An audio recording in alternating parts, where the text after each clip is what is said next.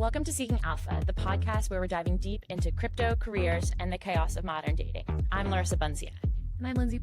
Together, we're two women who somehow found themselves at the intersection of crypto Twitter, Silicon Valley, and Tinder. Welcome back. What are Strong we start from you. discussing? All right. Welcome the fuck back, bitches. It sounded too wrong. It sounded wrong. I was trying to be profesh, but couldn't make it happen. Can't talk about personal finance while also putting on a mask. Yeah. Well, I don't think we put on a mask with pretty much anything here. Yeah. Yeah, that was weird. Yeah. Never doing that again. Okay, so Lindsay, I recently, like 3 days ago, had this double shower thought. And it was a double shower thought because I was not sober in the shower. As you guys, our loyal Alpha Club, know, I am recently open to dating seriously.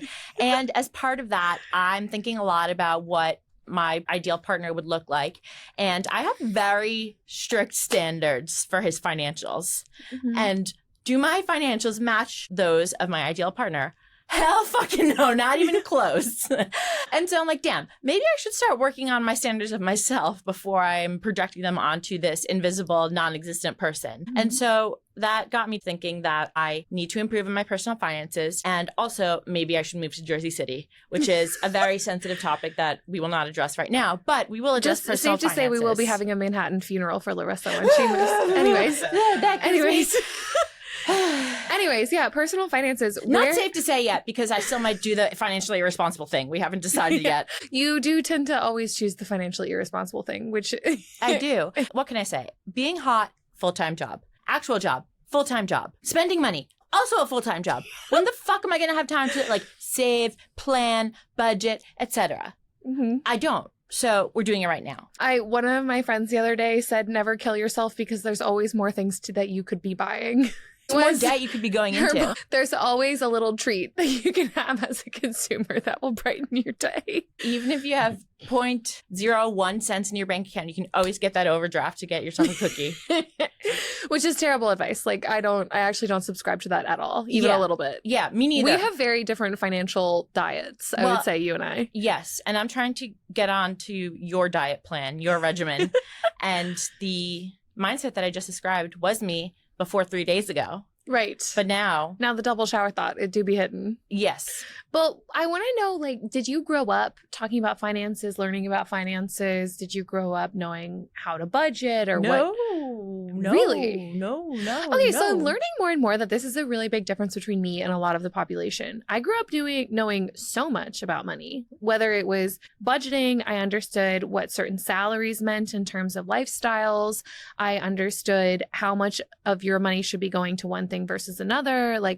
We talked about that quite openly. I grew up as the misfit among my very affluent contemporaries in Westchester, New York. Everybody else around us had the parents were double salaried at 6 to 7 figures. Gotcha. That was not my case at all. All I knew is that things were tight always. Yeah. But I didn't have any visibility into how tight or what considerations we should be making accordingly because my parents, I think, tried to protect us from that or they just didn't know what was going on. And so then all of a sudden, you're 18 and my mom took out loans in my name. I didn't even have the good sense to know what I was getting into. Mm-hmm. All I knew was I wanted to go to school. Mm-hmm. Fucking went to $80,000 a year plus living expenses college and got half off scholarship. And still that's translated into over $1 million in debt. Yeah, that's nuts. Wait, are you still paying it? Yes. And that's why I have to live in Jersey City. That's nuts, dude. That's why I have to live in Jersey City. That's so crazy. No wonder why. Okay, that makes a lot more sense.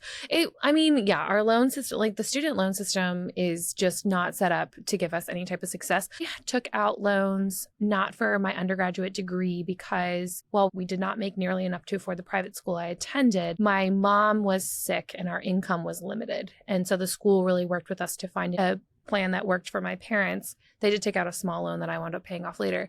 But then I took out over 60 for grad school. So I finished grad school around 65,000 in loans and have been paying that down ever since, especially during the pandemic when the pause was happening. So I will say, just in terms of my financial roadmap, it started with getting the loans paid off. I was married at the time. And so my husband and I really, really put a ton of effort into getting both of our sets of loans paid off. I have about $10K left. I haven't been worrying about it as much because the percentage on that loan is 5%. When I'm making financial choices, I'm looking at the percentage of various things.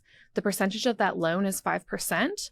I currently do have a high yield savings that went up to 5.5 for a time. So it actually was more worth it to put money in that high yield savings because that money was earning me more than the interest I was accruing on that loan, since the loan was at, I think, like 15K and I had 25K in savings. And so that was like how I decided to put more into there. Interest rates have dropped a bit since then. So like I'm starting to think about how to reframe.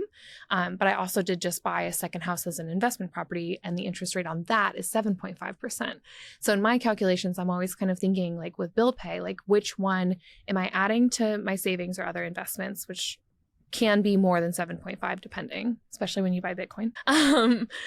Or am I choosing to pay off one of the things that I owe debt on? And that's like how I make my decisions with each paycheck. The best way that I can describe how I've been making my decisions until, again, as of 3 days ago, was I was coming back from the liquor store with my friends.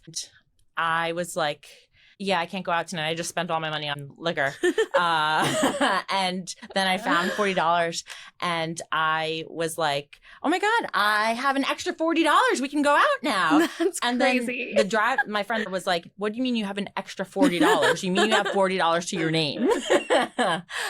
And so that's how I've thought about it. Very much classic new money person who makes a living for themselves, but very quickly spends it all because I don't have good financial habits. So I was thinking we could talk about some that I found in my 72 hours of SOS, how the fuck do I create a budget 10 years into my adult life? Right. When I don't have a financial bone in my body, financially responsible bone in my body. So the first one I found. I am looking for someone to bone me financially, by the way. Bone you financially? Yeah, oh. Yeah, I have none of those put in you. But if you do have good financial bones, definitely send them my way. Yeah. Lindsay would like some too, even I though want she your has her own financial boner. Yeah. Bones, whatever. So first thing is a budget, which to me sounds like I'm immediately asleep. But girl, Lindsay's like, I just like cannot. Okay, keep going. You keep going. Apparently, I should have a line item in a spreadsheet for each of my expenses per month. Am I on the right track? Well, so I would recommend doing that to begin with because you need to really understand where every dollar is going. I used to hand track my finances from about 2016 to about 2022. I put everything into a spreadsheet every time I spent money. Now that I did that for that many years, I know where and how I spent. I'm never surprised at the end of the month when I open a credit card bill. I will know like, oh, I spent this much on that. And when you start hand tracking, you're often surprised at like, holy shit, like that was $200 I didn't realize I spent, or that was $50 I didn't realize I spent. And that adds up really fast into thousands. So I now use a tool that I actually pay for. I use Rocket Money to do my budgeting. It is $10 a month, but they also do help lower bills. So they help me lower my phone bill, for example, by $60 a month. So it pays for itself. For you, I know you don't really have the time to do line item budgeting, but I would recommend at least trying it for a couple months or 1 week out of the month so that you really start to understand your spending habits. It's a really big wake up call for yourself about where your money's going, which is not fun. You even saying it makes me want to like crawl up into my own asshole. Like I don't want to think about where I'm putting my money. Well, but that's old me. I always is like, okay. I always want more money. So I looked at it more as a chance of like, where can I spend less so that I have more money? Yeah. So it was like doing that by hand is actually like a money making activity if you want to reframe it. Okay. I like that. Yeah.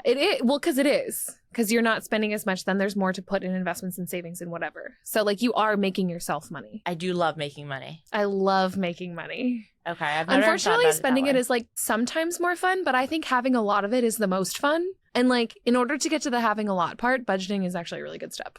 Okay, what's next for good financial? Loans are a big thing. I think if you have high interest loans, like trying to work those down as fast as humanly possible is huge. For me, like if I have like a bad month of spending, it means I only had $1,000 to put into savings and investments. My normal month, you try to put at least half of what I make into savings and investments. That's, like I said, everyone's financial situation is different. I was married for a long time, so obviously the double income really cut down on my living expenses. I don't have a lease currently because I travel so much for work. So obviously never having to pay an arm and a leg for rent has been a huge financial bolster. But I will say I also chose to live in places that weren't that expensive. So the first apartment that I got in 2020 was $1,400 a month for a 2-bedroom because of where I was living. Yeah. So a little bit different. Really bad TMJ, and otherwise my jaw would be even lower. And like I said, I was married at the time too. So even splitting that was even cheaper. And that is the thing that allowed us to then go and buy a house. So that was my first real big investment. And then having that house and having the lower mortgage on that is what allowed me after my divorce to then go buy an investment property. Because even without having the double income, I had built up this asset portfolio and saved a lot on living expenses throughout the years by continuously leveraging that I've been able to keep building on that. Okay. So another thing that they say you should do is put money into a high yield savings account. Mm-hmm. Can I also just buy the Benji token? Yeah, I think that's a little bit dependent on your comment about things being really illiquid. My financial assets are highly liquid because since my mom was sick, I'm always worried that there's going to be some expense that's going to cost tens of thousands of dollars. And I want to have that money available right now, just in case. That is my own kind of anxiety and hang up. So I would say when I get a paycheck and I have a breakdown of okay, I'm going to put this much into savings and investments per month. Usually 50 to 75% of that goes into my high yield savings account. Then that other 25% I'll split up in different things. I do buy a lot of Bitcoin. I do invest in a high yield savings pool. It's actually purely crypto. I stake some ETH. So I do think that the other thing is you don't need to be saving $5,000 a month. You can put 100 into your high yield savings and 100 into an investment vehicle and slowly build up. There's no rules for how much you have to start with. Yeah, that's how I've always thought about it. I've put money into Bitcoin regularly. Never. No, I want to know your average price so badly. Ever since it was 19, before it went down to 3,000, and then still at 100,000, I still buy regularly. Curious. Probably around 50. Yeah. Yeah. That's crazy. That's such a good average. It's the one thing I got going for me financially. Right. Yeah. You do be having your Bitcoin. So what inspired you to think about looking at high yield investments or other savings platforms? I know I need to keep my money somewhere other than Bitcoin, and I stake ETH somewhere other than that. I'm trying to break into TradFi. Really? I feel like that's a healthy thing to do. Or you do it, so I'm thinking of doing it. Yeah, I actually do. And I'm just copying you and your finances. I'm going to show up wearing the same outfit as you next time because we've done that accidentally so many times. I am trying to embody Lindsay. I do use for all my. Watch me show up in West Virginia. No, God. I'm kidding. I was going to say I don't like my cousins that much. I can walk through what I use for traditional finance because it's really just mainly two things. I have a Wealthfront high yield savings account. I've previously used Discover and SoFi. Wealthfront has been my favorite because I can actually link all of my other accounts and see what comes in and what goes out. And then I have a Vanguard investments account. So the Vanguard investments account is just a really common mutual fund. It was their highest performance with the lowest, I think, 0% management fees. It's just an automated fund. I don't contribute to that one as much anymore because I'd actually prefer to contribute to crypto products. I've actually thought about liquidating that and putting it into crypto products that replicate TradFi because that's where I prefer to be. But I will always keep a traditional high yield savings. So for me, traditional high yield savings is the biggest thing. Everyone should have one of those. And 70 to 80% of your savings should go into that until it builds up to a liquid amount that you feel okay, this is the liquid amount I'm comfortable at. When it comes to traditional financial tools, I have that mutual account, but I've been looking and exploring way more of the decentralized tools that replicate those kinds of accounts because that's also where I'm comfortable. If you're not there with crypto, then yeah, just buy a Vanguard mutual funds account. And I will say when it comes to the investment side, my interest in that didn't start until 2 or 3 years ago. So I've always been super, super keen on budgeting, financial planning, all of that. I am the one who bought both houses in terms of doing the logistics and all of that, figuring out the financial side. I bought both houses. I've always kept the budget. I've always managed the bill pay, all of that stuff. Even when I was married, that was my thing. When it comes to investing, that's been a much newer journey of the past 2 or 3 years where I've been hey, I know banks make 10 to 15% on the money that they hold. How can I do that? And so exploring different tools has been the way, but always with that home base of a high yield savings account. Yeah, that totally makes sense. What are the main things that you're thinking about how you want to change thinking about your money? I just want to be more realistic about planning and tracking my finances versus treating it like a slot machine. I have been gambling with my money the entire time that I've been making money, and so far it's worked out. It can be working out better. And also it could be working out not at all if I get fucked and get fired tomorrow. So that would be terrible. Yeah, please I would have no casino to go to with my money. If you're just getting started, first start hand tracking your expenses. Do that for a week or a month, some length of time where you can actually get a full sense of your financial picture. Once you have a sense for how and where you spend and why and what triggers spending, then you can move on to like maybe using a budgeting tool. So that's like the second part. And then in conjunction with budgeting, when it comes to the other half of that, which is saving and investing, the first step is open up a high yield savings account and determine how much you can put in per month. And the second step then would be build that up to where you feel like this is a good nest or starting place for you. And then take whatever is beyond that and start looking at different investment vehicles that you feel comfortable with and go from there. But like, none of this is that crazy or hard. It's just a matter of learning. I also always encourage people to talk about their money with other people because it's like, again, I grew up with that and it was vastly helpful to understand what kind of salaries my parents were making and where that money was going, how much different things cost out in the world. But yes, start hand tracking with your budgeting, work up to a budget tool, and then open a high yield savings account and work up to other savings tools. And like, that's the bare basics of a decent financial diet.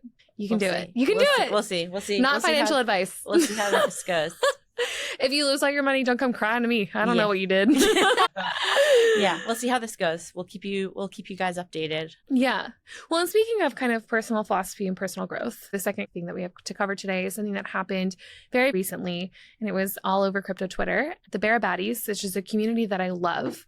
It's a group based on Barachain that works to help with learning blockchain, learning finances, all kinds of other things. Very, very welcoming and open community. So the Baddies are focused on onboarding women into Web3, and they've faced various backlashes due to that. Mostly on crypto Twitter, mostly from people who don't get it and don't try to. And it's been very, very sad to see. But this week in particular was like a special one. So they did an MTV Cribs style video of an event that they were having in Dubai where they did a whole kind of baddies meetup. There was a glam squad. It looked really fun, actually. It was really cute. And they did an MTV style Cribs video, which was awesome. Sophia, who's in it, is just a wonderful human being, very smart, and is so funny and clever in this video. However, for some people, it really didn't land. They clearly didn't watch Cribs, so they didn't understand the references. Idiots. I know. That one, I was like, you guys, this is like 90s, 2000s lore, like exhibit. So it's not even just the incels, it's the Gen Z incels coming. The backlash was really sad to see and really directed towards them, their looks, unsurprisingly. None of this is surprising. This has happened 1,000 times over.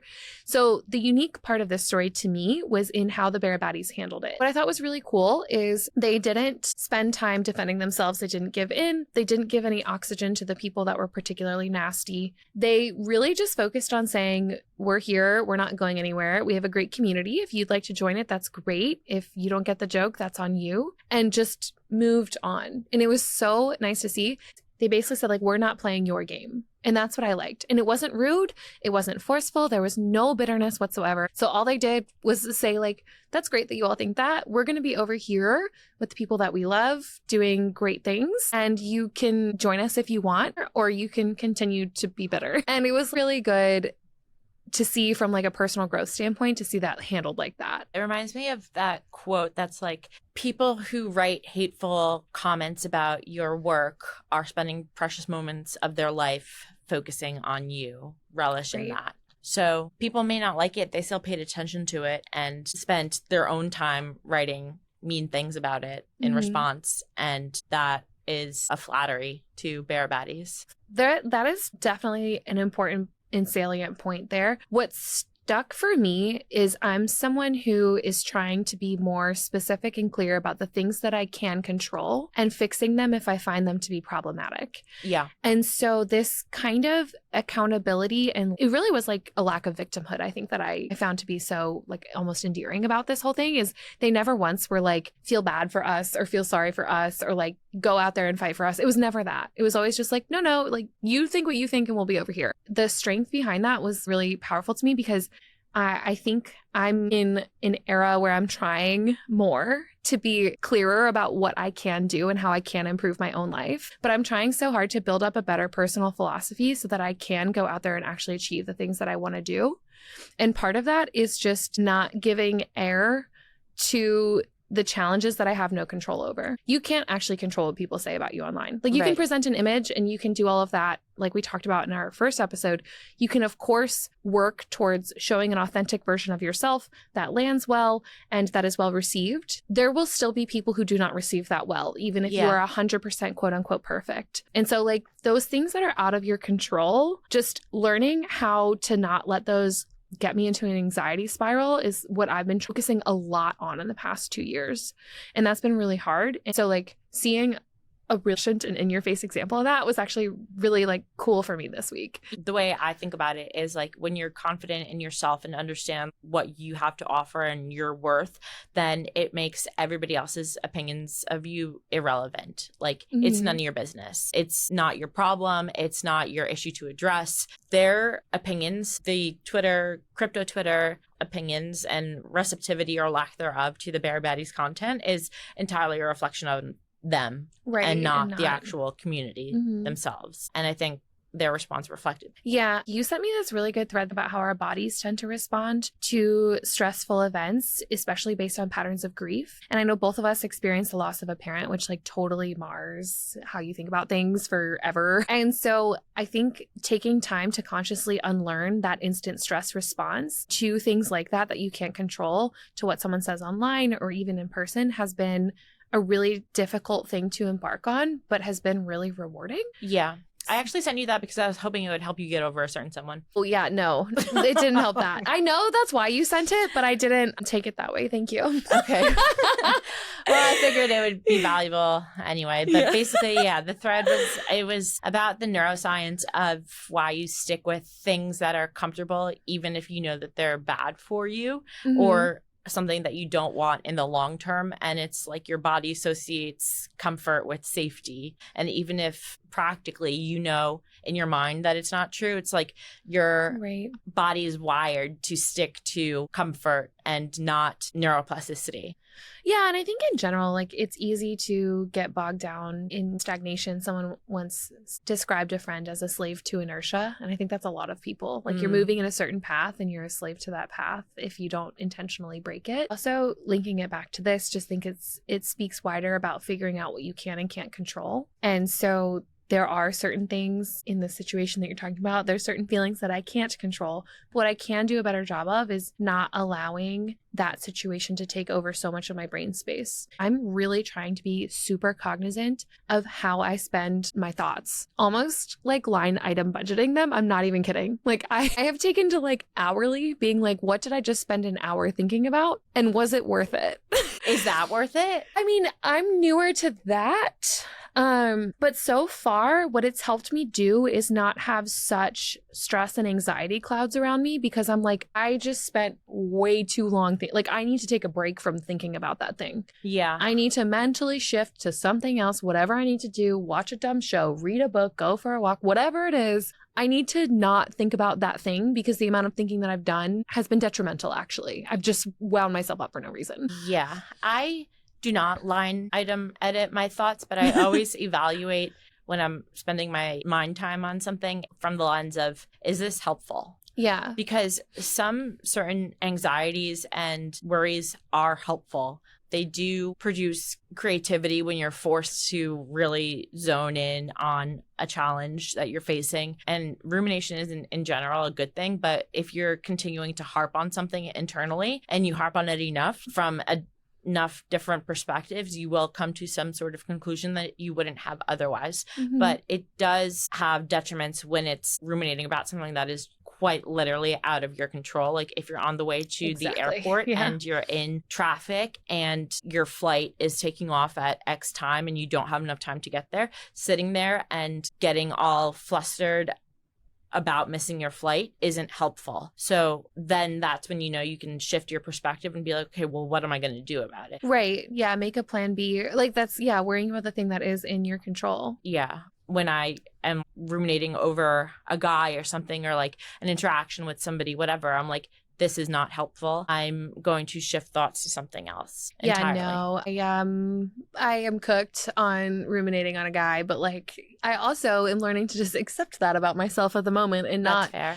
And just not get so emotionally tied down to it. Like there is a person that I am deeply interested in for various reasons, and it's been up and down for a long time. Like, okay, but like what am I going to do about that? Am I going to just continue to pick fights? Am I going to cry about it? Like, no. That's the part where I'm like, I need to be in better control of the outputs then, because I simply cannot waste all my brain space thinking about what does he think about this or that, or what are we going to do about this or that, or what does the future mean about this or that? Like, that's not productive or helpful. And those spirals truly take my mind away from other things that could bring me joy, that I could also then maybe share with that person. And so like, what can I do instead? I have spent so much of my life dedicating my thoughts to romantic love, like so much, like probably 60% of my thoughts have been dedicated to that for a really long time at minimum. Like I was married, like that was priority number one all the time. And then like I've always been in relationships, all that stuff. And so just being like, what if I just like reduce that percentage some and like let it bring me joy? Like let however much I think about it actually make me happy, and like not worry about the rest and use all that freed up space for like other things. What would that look like? Things that make your life better. I would calculate the percentage of my brain space that's been devoted to romance related stuff. 6%. That's so crazy. I'm such a lover girl. 6% is generous too. That's wild. Good for you though. Like I think everyone's different in that. But yeah, yes and no. I mean, yeah, yes and no. Now I'm starting from square zero. Mm-hmm. What is the lowest square? Also, where are these squares? I don't know. What does that even mean? Square zero is the term, right? Yeah. No, square one. Square one. Yeah. Mm-hmm. But we're square zero, and what the fuck are these squares? What even is square zero? Right, somebody let us know what square zero is, or square one, where it is. Where can I find said square? Yeah. But that's where I'm starting. But anyways, I want to thank the Bear Baddies for reminding me to control what I can control and to redirect my brain space for bigger, better things. I don't know. Okay, so we have some questions. Yeah, we're going to try a new thing where we actually answer the questions from the audience weekly. Instead of once at the end of the season in a hotel in Miami. More squiggly line, timely squiggly line. What is that fucking squiggly line called? Tilde. Well, in Spanish. Okay. What do you do when your career makes sense on paper but feels like death in your body? Death in your body is a bad feeling, so do not. Yeah, I would say change. Yeah, don't do things that make you Mostly feel like your you have mind, death in your body. Especially your mind. Like, I guess I can get down if you're young and you want to grind it out physically at something. That's one thing, because if you love it, but like know that there's an end date, put an end date on so you don't like ruin your body for your 50s and 60s. But if it's death in your mind, like get out. Yeah, immediately. Ain't worth it. Immediately. You spend so much of your time at work and thinking about and doing work-related stuff. It should feel like growth in your mind, not death. Mm-hmm. Or at least be neutral so that there's time to do things outside of work that help you grow. But there shouldn't be work that is sucking the life out of you. Like there should be no net negatives at your work. There could be a neutral. I'm fine with that because that leaves room for other stuff. I'm less fine with it, but that's the difference in who we are too. Yeah, to each their own. Just don't feel like death. Never death. Okay, how do I stop flirting with people who are walking red flags just because they're interesting? I need to take whatever advice you give, because one of the few people that I spoke with this past year, we talked for an entire month and we had this great mental connection. And then one morning I woke up to a message that said, "Hey, sorry, I've been lying. I'm in a 10-year relationship." And she found out about us. And so it wasn't even like the decency to tell me, to tell her, like I need to come clean. None of that. It was just psychotic behavior. So I ignored red flags on that one and got burnt. The situation was a little less red flaggy because you were completely lied to the whole time, so you didn't even get to see the red flags. But to answer the question, think of them severely ungroomed and going to the bathroom. That's how you detract yourself. That never works for me. I can't just imagine someone as ugly if I'm attracted to them. Not as ugly, but about like their feet. Think about his nasty feet. No. Think about him going to the bathroom. Doesn't work. That would never work for me. It kills them in my mind. These are just like normal parts of life. So I'm just kind of like, I'm not going to think deeply about it. But like... It's not a normal one. It's not a normal one. It's not a normal one. Okay, then I don't want to imagine that. Well, you have to in order to de-attract yourself to them.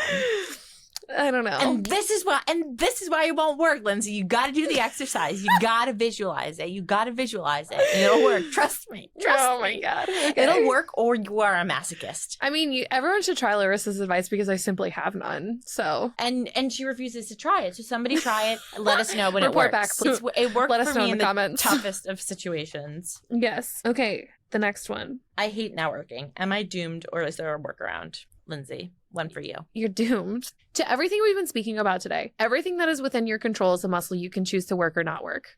So financial budgeting is a muscle you can choose to work or not work. Investing is a muscle you can choose to work or not work. Focusing on things that are in your control, same thing. All of this is the same. If you hate networking, great. I actually hate networking too. And I know that like Larissa thinks of me as this like queen networker. It's not because I like woke up and was good at it though. Like I am an introvert by nature. My favorite way to spend time is at home reading a book. That will always be true, no matter how big and gregarious my personality gets. But the thing is, the opportunities that you unlock as a result of networking are everything.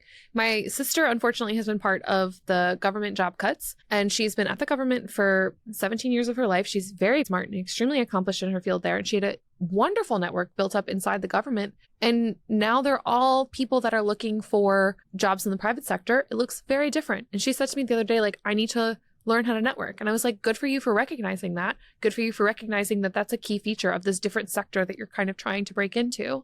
And good for you for taking steps to figure out how you can actually do that. So if you hate networking, sorry, suck it up. I do too. I think the word is dumb. I think the function is dumb. I think passing your business cards out sucks. But like, guess what? You got to go to events and talk to people. For me, it never looks like a business card opportunity, by the way. We've talked about this. I like to interject into conversations. I like to talk about things that aren't work related to like get a gauge. Like if networking to you is like joining a weekly writing group because you really enjoy writing and want to meet other people who do too, then do it that way. Like it doesn't have to be like, yeah, this handshake formal process. Yeah, no. That's super sterile. Just meeting people in your field or the field that you're interested in, it's critical to your growth. It's Yes. Your network is like your net worth. Yes. Think of it that way. Which is, again, is that a great system? Not really, but like it's the system we have. So like get out there and figure it out. Next. Okay. The last question we have are productivity hacks, red flags. If you're talking like Brian Johnson, I want to like live forever. That's kind of a red flag, but I think that there's something to be said about over data analyzing your life away. Yeah. For sure. There's a balance, but I'm also someone who actively uses monitoring and AI tools every day. So I can't hate on someone who does that, but it's like, do you remember that couple that made the Notion page for themselves in their relationship? The Notion couple? No, but that tells me everything I need to. Yeah, exactly. And they had a shared database of people that they knew, and they would schedule their social time through it, and they would schedule like blind dates through it for their friends and like all this stuff. And they had their kids' schedules in there. Yeah, like that's a little bit too much for me, I would say. Yeah. But like if we're friends and you want to send me a Google Cal invite for a dinner, that's actually much appreciated. So there's a balance in all things. Yeah. I think too many hacks is a red flag because that person is probably like hacking the hacks of the hacks, and then they're going to be too busy hacking. Like a little bit out of touch with your own sense of being human. Busy hacking to pay attention to you, and that's no fun. So yeah, don't date a hacker. Too many productivity hacks. Yes. Red flags. You know what I will also say? Never meet a man in a hackathon. Oh, that's a good one. Yeah. Hacks, red flag overall. But some optimizations are good. But if it's their personality, then they suck and red flag. Yeah. I guess I can't handle anyone who does too much of one thing. Like I need you to be multifaceted and varied and able to like be a human being. Yeah. Episode 3. We did it. Yeah. Alpha Club. Clear. Oh yeah, submit questions everywhere so that we can answer them at the end of the episode. These are some ones that we've gotten in and some holdovers. Yeah, so submit questions and we'll answer them next episode. SeekingAlphaPod.com. Yeah. Thanks. Bye. Bye. Oh, follow us. Yeah, you can also submit questions directly to a DM or on Telegram, where everyone on crypto lives, and you should too. Bye. Just saying.